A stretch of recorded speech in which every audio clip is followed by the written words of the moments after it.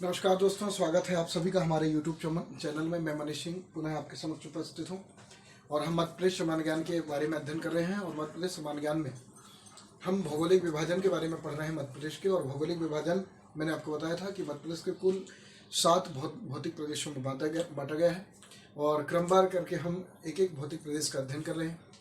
जैसे कि हमने मध्य भारत का पठार पढ़ा, मध्य भारत के पठार के बाद हमने मालवा के पठार एवं बुंदेलखंड के पठार के बारे में जाना। ठीक है, अब हम अगला जो नेक्स्ट पठार है उसके बारे में पढ़ने वाले हैं। उसका नाम है रीवा पन्ना का पठार। कौन सा पठार है? रीवा पन्ना का पठार। और हम अपना क्लास शुरू करते हैं। आज का जो हमारा पठार है उस पठार का नाम क्या है? रीवा पन्ना का पठार। कौन सा पठार? रीवा पन्ना का पठार। इसकी प्रमुख विशेषताएं क्या हैं, तो ये देख लेते हैं हम कि रीवा पन्ना के पठार की प्रमुख विशेषताएं क्या हैं, या रीवा पन्ना के पठार किन किन डिस्ट्रिक्ट या किन किन जिलों के अंतर्गत आता है। ठीक है, तो यहाँ पर देखते हैं। सबसे पहले तो हम बात करें रीवा पन्ना के पठार की, तो इसका जो क्षेत्रफल है, क्या इसका हम सबसे पहले बात करते हैं क्षेत्रफल की। इसका क्षेत्रफल है 31,954 वर्ग किलोमीटर। सबसे पहले मैं अगर बात करूं इसके क्षेत्रफल की, किसके क्षेत्रफल की? रीवा पन्ना के पठार के क्षेत्रफल की।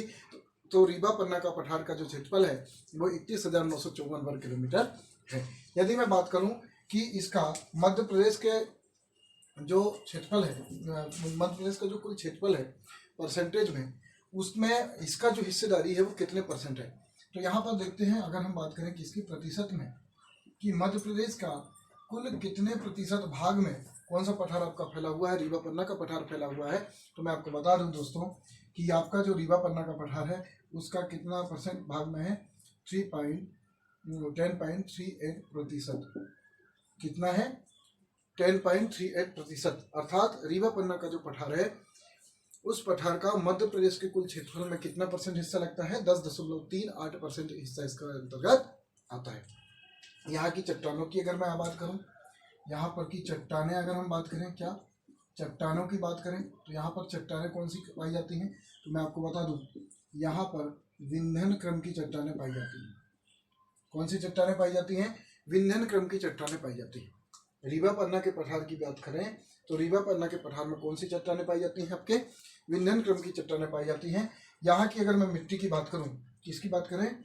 यहाँ की अगर हम मिट्टी की बात करें तो यहाँ की जो मिट्टी पाई जाती है वो पाई जाती है लाल प्लस पीली मिट्टी। और इसी लाल प्लस पीली मिट्टी को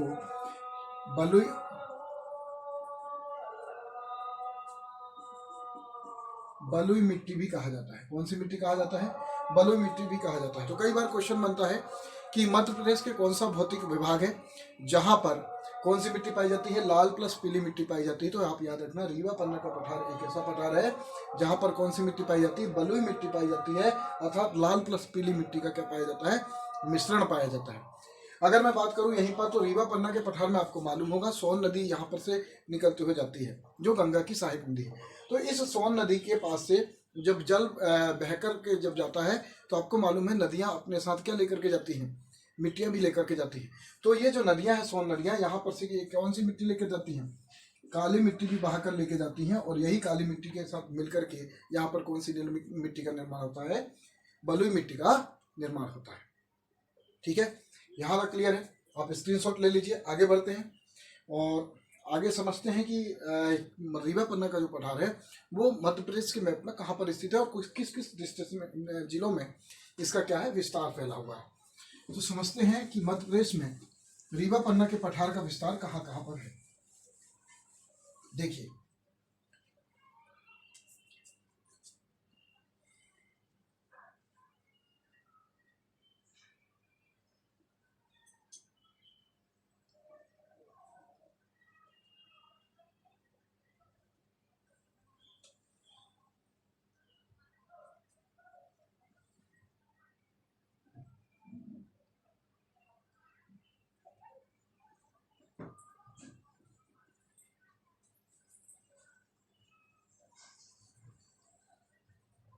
देखिए ये आपका मध्य प्रदेश है।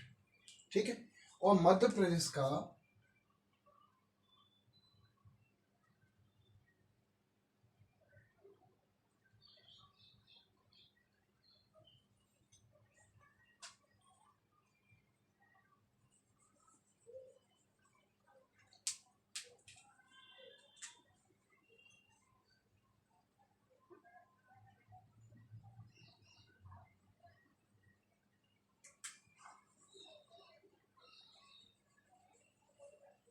ये वाला जो हिस्सा है आप देख रहे होंगे, मैंने बताया जो मध्य प्रदेश है, मध्य प्रदेश का ये वाला जो हिस्सा है यही क्या है आपका रीवा पन्ना का पठार है। और रीवा पन्ना के पठार को दोस्तों अन्य नाम किस नाम से जाना जाता है? तो मैं आपको बता दूं, इसका ही जो अन्य नाम है उसे कहा जाता है क्या? विंध्यन कगारी प्रदेश। क्या कहा जाता है? इसी का अन्य नाम क्या है? विंध्यन कगार प्रदेश भी इसको कहा जाता है। किस नाम से जाना जाता है? रीवा पन्ना के पठार को ही अन्य नाम किस नाम से? विंध्यन कगार प्रदेश के नाम से भी जाना जाता है। तो आप जो देख रहे हैं ये वाले हिस्से में, ये वाला जो हिस्सा है ये रीवा पन्ना का पठार के अंतर्गत आता है। किसके अंतर्गत आता है? रीवा पन्ना के पठार के अंतर्गत आता है। तो यहाँ पर कौन कौन से जिले पड़ते हैं तो मैं आपको बता दूं, रीवा पन्ना के पठार के आसपास जो जिले पड़ते हैं मुख्य रूप से यहाँ पर दमोह पड़ता है, यहाँ पर सतना पड़ता है और रीवा पड़ता है। और रीवा के साथ ही ये वाला जो हिस्सा है पन्ना का, ये भी इसके अंतर्गत आता है। समझ में? मैं आपको एक बात और बताना चाहूँगा, ये जो पठार है यहाँ पर के आसपास एक श्रेणी जाती है जिसका नाम है क्या? कैमूर। कैमूर पर्वत श्रेणी। कौन सी पर्वत श्रेणी?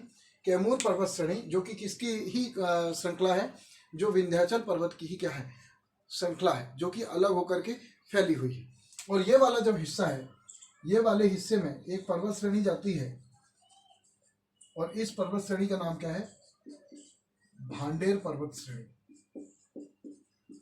मैं आपसे बता रहा हूं, जब मैंने आपको बुंदेलखंड का पठार पढ़ाया था तो बुंदेलखंड के पठार में भी भांडेर श्रेणी के बारे में बताया था और आपको यह भी बताया था कि भांडेर श्रेणी जो है इसका सर्वोच्च शिखर कौन सा है?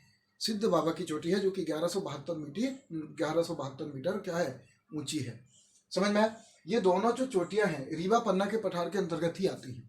किसके अंतर्गत आती हैं? ये दोनों ही चोटियां किसके अंतर्गत आती हैं? रीवा पन्ना के पठार के अंतर्गत आती हैं। और यहाँ पर से मालवा के पठार के बीचों बीच से एक पर्वत श्रृंखला जाती है जिसका नाम क्या है? विंध्याचल पर्वत। और ये दमोह के पास आकर, कहाँ पर आकर? दमोह के पास आकर क्या हो जाती है? समतल हो जाती है। कैसी हो जाती है? समतल हो जाती है। अर्थात जो विंध्याचल पर्वत श्रृंखला है, विंध्याचल पर्वत श्रृंखला जो कि मालवा के पठार से होते हुए कहाँ तक? पूर्वी हिस्से तक जाती है। और पूर्वी हिस्से तक जाती है तो बीच में दमोह पड़ता है। दमोह के पास जाकर विंध्याचल पर्वत श्रृंखला जो होती है वो क्या हो जाती है? सपाट हो जाती है, अर्थात समतल हो जाती है। और इसी समतल इलाके में एक संग्रामपुर नामक स्थान है। कौन सा स्थान है? यहां पर से समझिए, संग्रामपुर। कौन सा स्थान है? संग्रामपुर है। दमोह के पास संग्रामपुर है और संग्रामपुर पर ही विंध्याचल पर्वत पे, विंध्याचल पर्वत की, मुख्य विंध्याचल पर्वत की बात कर रहा हूं। हालांकि जो सिद्ध बाबा की चोटी है वो भी हम विंध्याचल पर्वत के अंतर्गत काउंट करते हैं, लेकिन मुख्य रूप से अगर देखा जाए तो संग्रामपुर दमोह के पास में एक पर्वत श्रेणी है, सॉरी जो विंध्याचल पर्वत श्रेणी है इस पर एक चोटी है। उस चोटी का नाम क्या है? तो मैं आपको बता दूं, संग्रामपुर से आप याद रखना, सद्भावना चोटी। कौन सी चोटी? यहीं पर स्थित एक चोटी है दमोह में जिसका नाम क्या है? सद्भावना चोटी। कौन सी चोटी? सद्भावना चोटी। ठीक है। और इसी सद्भावना चोटी के भी अन्य नाम है। जैसे मैं अगर बात करूं सद्भावना चोटी के अन्य नाम की, तो सद्भावना चोटी जो है आपकी, सद्भावना चोटी को ही, एक मिनट रुकिएगा,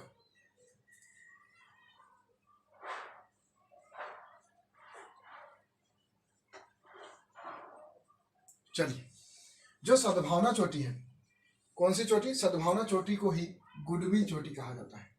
कौन सी चोटी कहा जाता है? गुडविल चोटी कहा जाता है। गुडविल चोटी के अलावा इसका और अन्य नाम क्या है? तो कलुमारे की चोटी। कौन सी की चोटी? कलुमारे की चोटी। या कौन सी? गुडविल चोटी। सद्भावना चोटी को ही क्या कहा जाता है? गुडविल चोटी कहा जाता है। और इसी को कलुमारे की चोटी भी कहा जाता है। कहां पर स्थित है? दमोह में संग्रामपुर नामक स्थान पर कौन सी चोटी स्थित है? आपकी सद्भावना चोटी। और रीवा पन्ना के पठार की सबसे ऊंची चोटी की अगर हम बात करें तो कौन सी चोटी आपकी? सद्भावना या गुडविल या कलुमारे चोटी। इसकी हाइट कितनी है? तो याद रखना 752 मीटर। कितनी है? 752 मीटर है। 752 मीटर इसकी क्या है? हाइट है। तो ये आप याद रखना। ठीक है। कौन सी चोटी है? सद्भावना चोटी। और मैं आपको बता दूं, ये जो क्वेश्चन है सद्भावना चोटी, ये पूछा गया है आपका एमपी कांस्टेबल परीक्षा में भी और एमपी एसआई परीक्षा में भी सन 2017 में। कब पूछा गया है? 2017 में ये क्वेश्चन पूछा गया है कि निम्नलिखित में से वहां पर सद्भावना लिखा था, वहां लिखा था गुडविल चोटी। निम्नलिखित में से गुडविल चोटी स्थित है, तो आप जवाब देंगे कहाँ पर स्थित है? रीवा पन्ना के पठार में। कहाँ पर स्थित है? तो विंध्याचल पर्वत में स्थित है। विंध्याचल पर्वत में भी कहाँ पर? दमोह के पास में स्थित है। ये यहाँ तक समझा आपने। अब आगे समझते हैं कि यहाँ पर कौन कौन से डिस्ट्रिक्ट आते हैं या कौन कौन से इसके समझ लेते हैं कि इसके ऊपर या नीचे, उत्तर, दक्षिण, पूर्व या पश्चिम में कौन कौन से पठार आपकी स्थित है। समझ में आया? यहाँ तक क्लियर है? अब देखो, सबसे पहली बात तो मैं आपको बता दूं कि जो रीवा पन्ना का पठार है, रीवा पन्ना का पठार का जो विस्तार है वो देखा जाए तो कौन कौन से डिस्ट्रिक्ट में है। कौन कौन से डिस्ट्रिक्ट में बेटा? तो याद रखना, रीवा पन्ना का जो पठार है, रीवा में, सतना में, मुख्य रूप से दमोह में और पन्ना में। कहाँ पर? 4 ऐसे डिस्ट्रिक्ट है जहां पर आपका कौन सा पठार पाया जाता है? रीवा पन्ना का पठार पाया जाता है। कहाँ पर? रीवा में, दमोह में, सतना में, पन्ना में। ठीक है, मुख्य रूप से रीवा पन्ना का पठार। और रीवा पन्ना के पठार के ही कुछ हिस्से में सागर डिस्ट्रिक्ट भी लगता है। आपको याद होगा दोस्तों, मैंने सागर डिस्ट्रिक्ट का मध्य प्रदेश के 3 ऐसे भौतिक विभाग हैं जिन पर वर्णन किया है कि कुछ ना कुछ हिस्सा उसका आता है। जैसे मालवा के पठार के अंतर्गत भी सागर का कुछ हिस्सा आता है। अगर हम बात करें कि इसके ऊपर वाले हिस्से की, जिसको क्या बोलते हैं, बुंदेलखंड का पठार, इस बुंदेलखंड के पठार के अंतर्गत भी सागर डिस्ट्रिक्ट आपका आता है। और बात करें रीवा पन्ना के पठार के, तो रीवा पन्ना के पठार के अंतर्गत भी कौन सा डिस्ट्रिक्ट आता है आपका? सागर डिस्ट्रिक्ट आता है। ठीक है, तो मुख्य रूप से कौन कौन से जिले हैं? रीवा, सतना, दमोह, पन्ना, सागर। इसके अलावा कुछ हिस्सा यहाँ पर सीधी का भी इसमें लगता है। ठीक है, और सीधी और सिंगरौली का अधिकतर हिस्सा किसके? बुंदेलखंड के पठार के अंतर्गत आता है, लेकिन कुछ ना कुछ हिस्सा रीवा पन्ना के पठार के अंतर्गत भी आता है। क्योंकि जो रीवा पन्ना का जो पठार है, ये विंध्याचल पर्वत से, विंध्याचल चट्टानों से निर्मित है, विंध्यन क्रम की चट्टानों से निर्मित है। तो यहाँ पर हीरा का भी उत्पादन किया जाता है। किसका उत्पादन किया जाता है? हीरा का भी उत्पादन किया जाता है। अगर मैं रीवा पन्ना के पठार का मुख्य शहर की बात करूं तो रीवा है। और रीवा किस नदी के तट पर स्थित है? तो आप सभी को मालूम होगा, बिछिया नदी के तट पर स्थित है। कौन सी नदी पर स्थित है? बिछिया नदी पर स्थित है। अब हम यहाँ पर बात कर लेते हैं कि रीवा पन्ना के पठार और रीवा पन्ना का जो पठार है उसके उत्तर, दक्षिण या पूर्व, पश्चिम में कौन है? तो आप देख लेना, जो रीवा पन्ना का पठार है, इसके दक्षिण की अगर मैं बात करूं, किसकी बात करूं? इसके दक्षिण की बात करूं तो दक्षिण में जो पाया जाता है आपका कौन सा पठार आ जाता है यहाँ पर दक्षिण? जल्दी बताइए, कौन सा पठार आ जाता है? यहाँ पर वाले हिस्से की बात करूं तो ये वाला हिस्सा जो है ये बघेलखंड के पठार के अंतर्गत आता है। किसके अंतर्गत आता है? बघेलखंड का पठार यहाँ पर आ जाता है। नीचे की बात करें तो कौन सा आ जाता है? नर्मदा सोन घाटी आ जाता है। कौन सा जाता है? नर्मदा सोन घाटी। अगर हम बात करें पश्चिम की, तो पश्चिम में कौन सा पठार आ जाता है आपका? मालवा का पठार आ जाता है। आता है कि नहीं आता है? अगर मैं बात करूं किधर, उत्तर पश्चिम की, अर्थात वेस्ट की बात करें, कितना नॉर्थ वेस्ट की बात करें, नॉर्थ वेस्ट की बात करें तो कौन सा पठार आता है यहाँ पर? आप बताइए जल्दी, कौन सा आता है यहाँ भाई? यहाँ पर कौन सा पठार आता है आपका? ये वाला हिस्से में यहाँ पर कौन सा आता है? बुंदेलखंड का पठार आता है ना। कौन सा पठार आता है? बुंदेलखंड का पठार। उत्तर में बात करें तो यमुना का मैदान आ जाता है। आता है कि नहीं आता है? और ये वाली भांडेर श्रेणियां यहाँ पर है कि नहीं है? तो याद रखिएगा, जो रीवा पन्ना का पठार है, रीवा पन्ना का पठार के अगर हम पश्चिम में बात करें, सॉरी पूर्व में बात करें, तो पूर्व में आपका बघेलखंड का पठार आता है। कौन सा पठार आता है?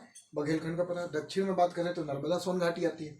अगर हम बात करें किधर, उत्तर पश्चिम की बात करें तो उत्तर पश्चिम में आपका कौन सा आ जाता है? ये उत्तर पश्चिम वाला हिस्सा में कौन आ जाता है? बुंदेलखंड का पठार आ जाता है। अगर मैं टोटल पश्चिम की बात करूं तो पश्चिम में मालवा का पठार आ जाता है। तो ये चीज आपको याद रखनी है। समझ में आया? यहाँ तक क्लियर है? आगे बढ़ते हैं। आपको स्क्रीनशॉट लेना हो तो ले लीजिए।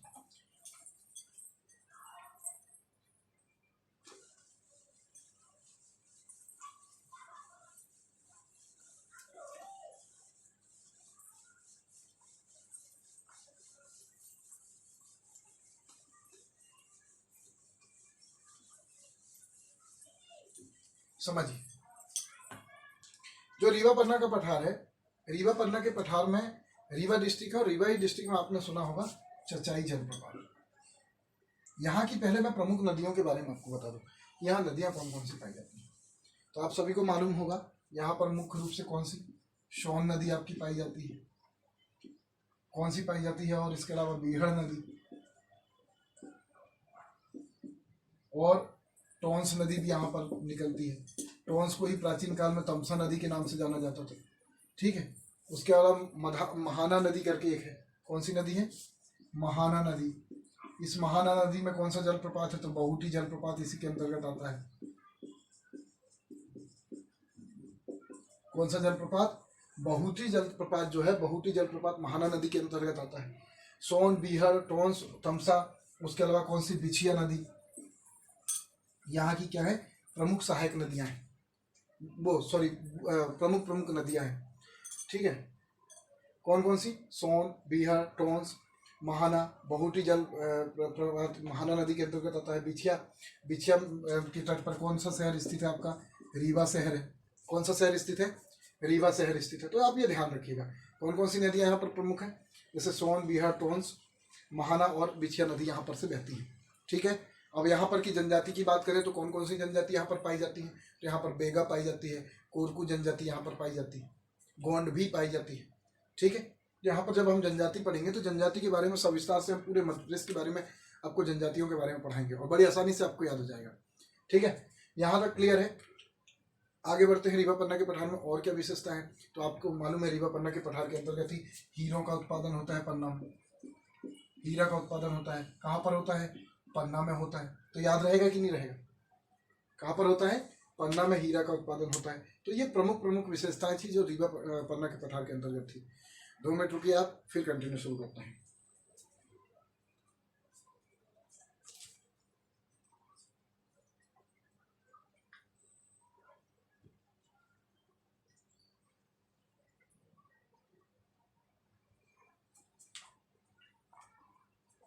ठीक है, यहाँ की अगर हम वर्षा की बात करें, रीवा पन्ना के पठार में प्रमुख जो वर्षा होती, कितनी सेंटीमीटर के आसपास वर्षा होती है? तो याद रखना यहाँ की जो औसत वर्षा है, कौन सी वर्षा? औसत वर्षा यहाँ पर 125 सेंटीमीटर है। कितनी है? 125 सेंटीमीटर है। मैं और चीज़ बता दूं आपको, जो रीवा है आपका, रीवा में आपका क्या है? आपके हीरा तराशने का कारखाना है कि नहीं? गेरू भी इस पठार के अंतर्गत पाया जाता है। ठीक है, उसके अलावा सतना में सीमेंट की फैक्ट्री आपकी प्रसिद्ध है कि नहीं? रीवा में जो सतना है, सतना में कौन सी सीमेंट की फैक्ट्री आपकी प्रसिद्ध है? तो ये प्रमुख मुख्य तौर पर जो है रीवा पन्ना के पठार की प्रमुख विशेषता है। मैहर नामक जो स्थल है, चित्रकूट जो है, वो इसी के अंतर्गत आता है। ठीक है, कुछ विशेष चीजें इसी के अंतर्गत आती हैं। यहाँ पर सब क्लियर करते हैं और अगला जो पठार पढ़ने वाले हम, आप स्क्रीनशॉट ले लीजिए। अगला पठार हम देखते हैं नर्मदा सोन घाटी को।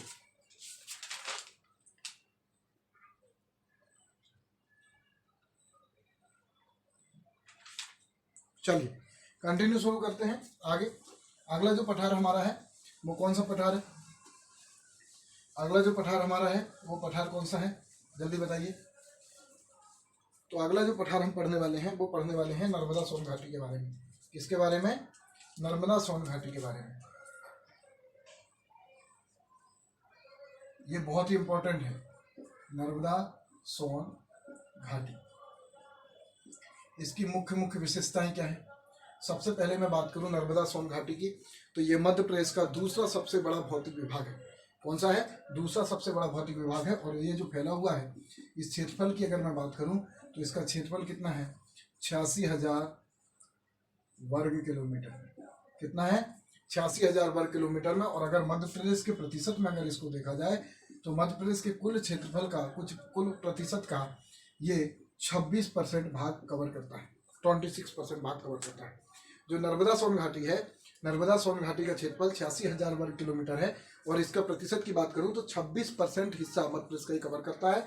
और ये जो है, यही जो है मध्य प्रदेश का दूसरा सबसे बड़ा, कौन सा बड़ा? दूसरा सबसे बड़ा भौतिक प्रदेश है या भौतिक पठार है। कौन सा? आपका नर्मदा सोन घाटी। अब इसमें देखो, आपने देखा होगा नर्मदा और सोन घाटी, मतलब 2 नदियों के बारे में इसमें वर्णन किया गया है, नर्मदा और सोन।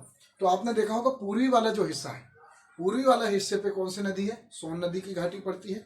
और उसके बाद से लेकर के पश्चिमी वाले हिस्से में पूरी नर्मदा घाटी पड़ती है। तो इस जो भौतिक प्रदेश के अंतर्गत कौन कौन से जिले आएंगे, तो आप सभी को मैं बता देता हूँ कौन कौन से डिस्ट्रिक्ट इसके अंतर्गत आएंगे। ठीक है, उससे पहले कुछ इंपॉर्टेंट फैक्ट और लिख लीजिए, जैसे यहाँ की औसत वर्षा कितनी है, क्या यहाँ की औसत वर्षा कितनी है? तो यहाँ की औसत जो वर्षा है नर्मदा सोन घाटी की 40 से 140 सेंटीमीटर के आसपास यहाँ की औसत वर्षा है। और देखा जाए तो पश्चिमी भाग में कम वर्षा होती है, पूर्वी भाग में ज़्यादा वर्षा होती है।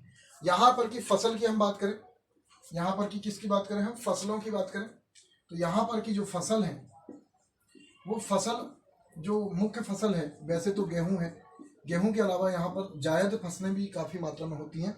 कौन सी फसलें? जायद फसलें। अब जायद फसलें क्या होती हैं, पहले तो ये बताओ, जायद फसलें कौन सी होती? तो ऐसी फसलें जो रबी एवं खरीफ की फसल के बीच में बोई जाती हैं जायद की फसलें कहलाती हैं। जैसे तरबूज का भी सीजन चल रहा है, तरबूज किस फसल के अंतर्गत आता है? जायद की फसलों के अंतर्गत आता है। जैसे मूंग की खेती बहुत सारे लोग करते हैं, एक तरह से जायद की फसलें ही तो है, क्योंकि गर्मी के क्षेत्र में किया जाता है। अब रबी और खरीफ की फसलें क्या होती हैं? पहली बात तो यह है कि रबी की फसल क्या है और खरीफ की फसलें क्या है। तो दोनों चीज समझिएगा। जो खरीफ की फसलें हैं ये बोई जाती हैं कब? आपके जून में या जुलाई में। वे फसलें जो जून या जुलाई में अर्थात बरसात शुरू होते से ही बोई जाती हैं खरीफ की फसलें कहलाती हैं। जैसे मक्का, सोयाबीन, ये सब आपकी खरीफ की फसलों के अंतर्गत आती हैं। धान, जैसे धान हो गया, तुअर भी इसी के अंतर्गत आती है, क्योंकि तुअर को अभी बोया जाता है और जनवरी में जाके काटा जाता है। तो कहने का आशा ये है कि जो खरीफ की फसलें हैं, खरीफ की फसलें कब बोई जाती हैं? जून जुलाई में बोई जाती हैं और नवंबर अक्टूबर में काट ली जाती हैं। कब काट ली जाती हैं? नवंबर में या अक्टूबर नवंबर में ही काट ली जाती है। ठीक है, ऐसी फसलें जो जून जुलाई में बोई जाती हैं वह अक्टूबर और नवंबर माह में काट ली जाती हैं, ऐसी फसलों को खरीफ की फसलें कहा जाता है। इसके प्रमुख उदाहरण जैसे कौन कौन सी फसलें खरीफ की फसलों के अंतर्गत है, अर्थात आपने देखा होगा मक्का भी आप खरीफ की फसलें अभी बोने वाले हैं आप। ठीक है, इसके अलावा इसके अलावा आप कौन सी फसलें बोते हैं अभी बरसात में? जैसे सोयाबीन आप बोते हैं, धान की खेती करते हैं, ये सभी की सभी क्या है? खरीफ की फसलें हैं। अब मैं बात करूं किसकी? रबी की फसलों की। तो रबी की फसलें कौन सी होती हैं? तो ऐसी फसलें जिनको कब बोया जाता हो, ऐसी फसलें जिनको नवंबर दिसंबर में बोया जाता है, नवंबर दिसंबर में बोया जाता है। और कब काट लिया जाता है? मार्च अप्रैल में। कब? मार्च अप्रैल में। ऐसी फसलें जिनको नवंबर दिसंबर माह में बोया जाता है और मार्च अप्रैल माह में काट लिया जाता है, ऐसी फसलों को रबी की फसलें कहा जाता है।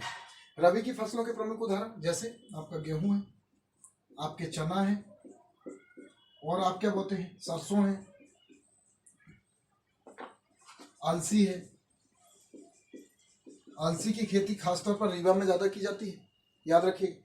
अलसी समझते हैं कि नहीं समझते हैं? एक तिलहन फसल है अलसी भी। तो ठीक है, तो ये फसलें किसके अंतर्गत आती हैं? रबी की फसलें के अंतर्गत। लेकिन मार्च अप्रैल के बाद जब फसल कट जाती है रबी की फसलें, उसके बाद तरबूज लगा लिए जाते हैं जहाँ पानी भारी मात्रा में पाया जाता है, आपने देखा होगा। तो सबसे ज्यादा जो जायद की फसलों की खेती की जाती है वो नर्मदा सोन घाटी में की जाती है। किसमें की जाती है? नर्मदा सोन घाटी में की जाती है। इसीलिए इसे क्या कहा जाता है? इसका एक उपनाम भी है, क्योंकि यहाँ पर सर्वाधिक फसलों का उत्पादन होता है। इसे राज्य की अन्न पेटी भी से कहा जाता है। क्या कहा जाता है? राज्य की अन्न पेटी के नाम से भी इसे जाना जाता है।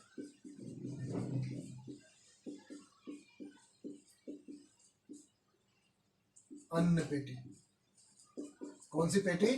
अन्न पेटी। क्योंकि यहाँ पर सर्वाधिक मात्रा में फसलों का उत्पादन होता है, इसलिए इसे क्या कहा जाता है? राज्य की अन्न पेटी भी कहा जाता है। अब यहाँ पर की मिट्टी के बारे में बात कर लेते हैं।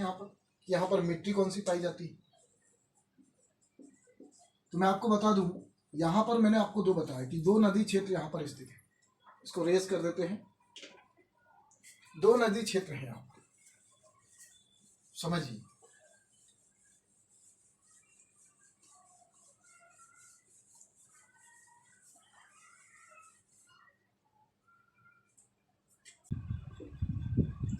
और ये जो मध्य प्रदेश स्थित है, यहाँ पर जो आपका नर्मदा सोन घाटी की अगर मैं बात करूँ तो नर्मदा सोन घाटी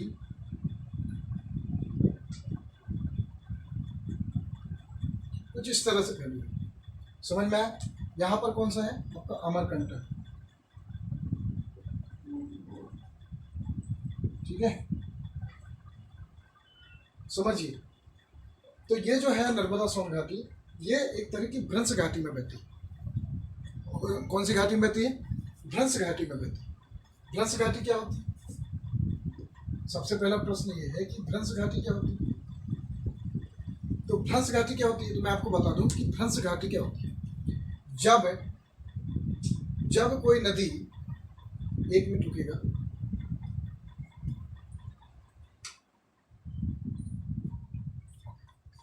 भ्रंश घाटी के बारे में समझते हैं कि भ्रंश घाटी क्या है।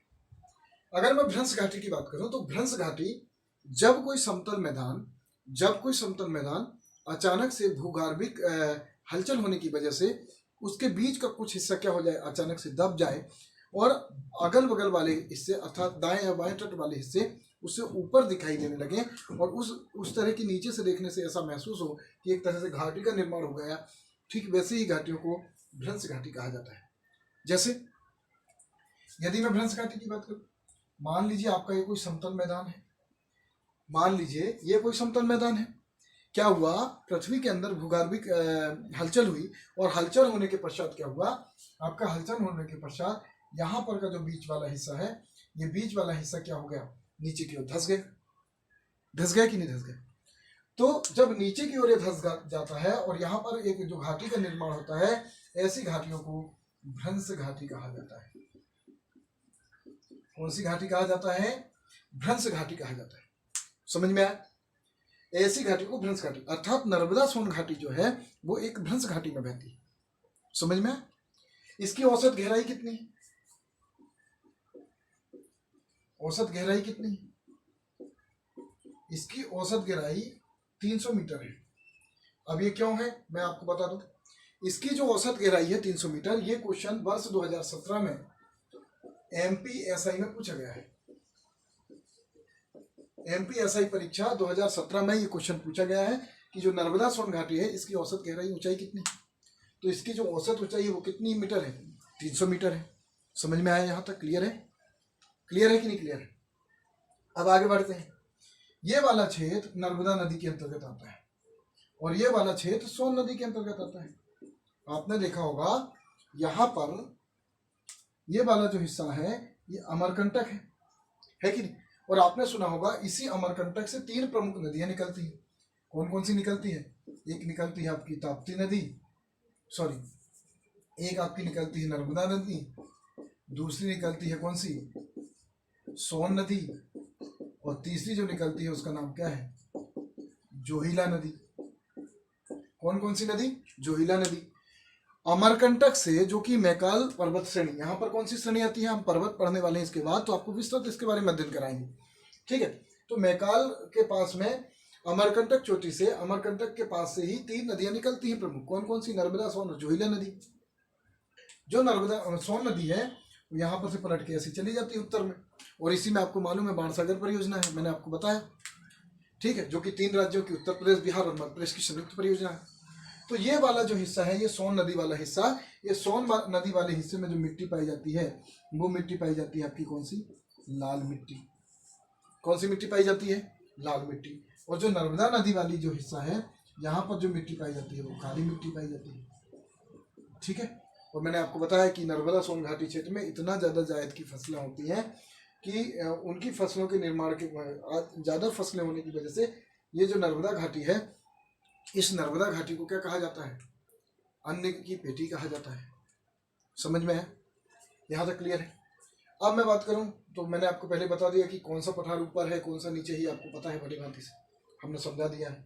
इधर मालवा का पठार आ जाएगा, यहाँ पर कौन सा जाएगा? बघेलखंड का पठार आ जाएगा।